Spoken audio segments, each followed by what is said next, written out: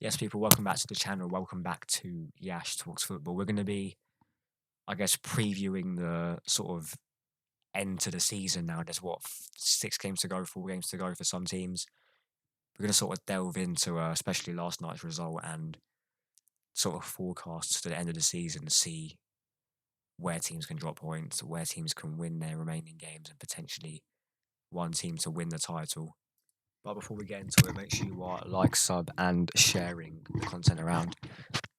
Again, that close to 70 subscribers, so I want to get that going as quick as possible. But the result I wanted last night didn't happen. Man City travelled to Brighton and absolutely spanked them 4-0. Brighton aren't really playing for anything. They're out of Europe. I'm not sure where they are actually. Let's check. I think they're around mid-table. Brighton are Brighton are 11th. They've not won a game in 5. That is, yeah. They finished 6th last season, so that's really poor from them. Maybe it was kind of stupid asking Brighton for a favour, bearing in mind they've won what?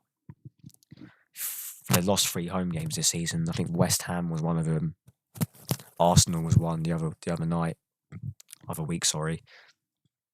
And last night against Man City. And now, with obviously Liverpool losing to Everton, the title race is getting that bit tighter because although Arsenal are still top, and I'm happy with that for now, City have a game in hand as it stands, and they're currently 1 point behind. So it's getting to that point of the season where I think the next team to draw a game is finished. And when I say teams, I mean Arsenal and Man City, because Liverpool are pretty much gone. Because they got West Ham at the weekend. Then they've got who have they got? They got Spurs at home. Then they've got Aston Villa away, and then they have their last game of the season is at home to Wolves. Now, with Man City, on the other hand, I think their game going into Nottingham Forest, there will be massive pressure on that. And the reason I say that is because the North London derby at the Tottenham Hotspur Stadium is before that. Why it's that way around, I don't know. Usually it's North London derby, it's a 4:30 kickoff. But yeah, look, I think there's massive pressure on Arsenal definitely to win that game against Tottenham. The preview about that will be out tomorrow. I'll do my own separate preview on that because obviously it's my team. But let's say if Arsenal were to win that and get the 3 points, Man City go into that game 4 points behind again, needing to win that game. But this game won't be easy because Nottingham Forest are fighting relegation. They need to win this game to stay up. I think Everton are essentially safe now. Everton are. Then they're about 8 points clear of the relegation zone. Play the same amount of games. So yeah, they're pretty much safe. It's between Nottingham Forest and Luton. Burnley, however, there's a 3-point gap between Forest and Burnley, so they can be pulled right into it. So that'll be a massive game for Nottingham Forest. And then Man City have got, after that, they've got Wolves at home. You expect them to win that. Fulham away, tough game, but you expect them to win that. And then they've got, I believe, their next game is, Tottenham away. Now, they've won at Tottenham away this season in the FA Cup, but if we actually look at their record, they lost 1-0 last season, 1-0 the season before.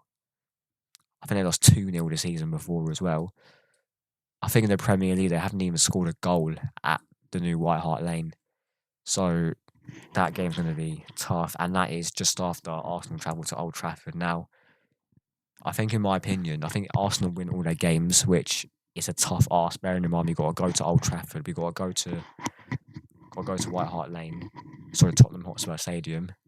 Bournemouth at home won't be easy. We saw how frustrating that was last season.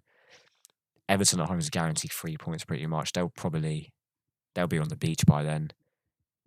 And we usually always beat them at home every year. But yeah, I think you kind of have to call it now. If one team even draws a game, I think I think if Arsenal draw a game, even drop a point anywhere, City have the title. Man City draw a game on the other hand, it goes wide open because if we beat Tottenham, that boosts the confidence massively because we'll hopefully win the home game against Bournemouth and then that massive one at Old Trafford. And as bad as Man United are, our record at Old Trafford is horrible.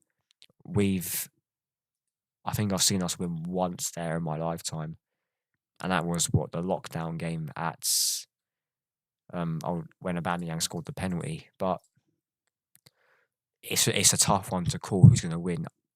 In my opinion, I think it will be City. Unfortunately, I don't see a drop in a point now, other than a slight chance against Nottingham Forest and also Tottenham. They can definitely drop points in that. Although at the way Ange plays, it may be a bit difficult because he won't play the way that Mourinho and Conte and Nuno used to beat them. But it is a tough one to call. But yeah, it's an exciting title race. But obviously Liverpool are out of it now. There's no point really including them in there. They're pretty much on the beach. West Ham away, they'll probably win that. And like I said, they'll probably win most of their games. But yeah, let me know what you think in the comment section below. Who do you think will win the title this season? Like I said, in my opinion, it's Man City. I hope I'm wrong. I hope Arsenal win that title. I need to see a Premier League title in my lifetime. And if we are going to see one, it has to be this year. But yeah, let me know what you think. Remember, like, share, and subscribe. And I'll see you lot in a bit.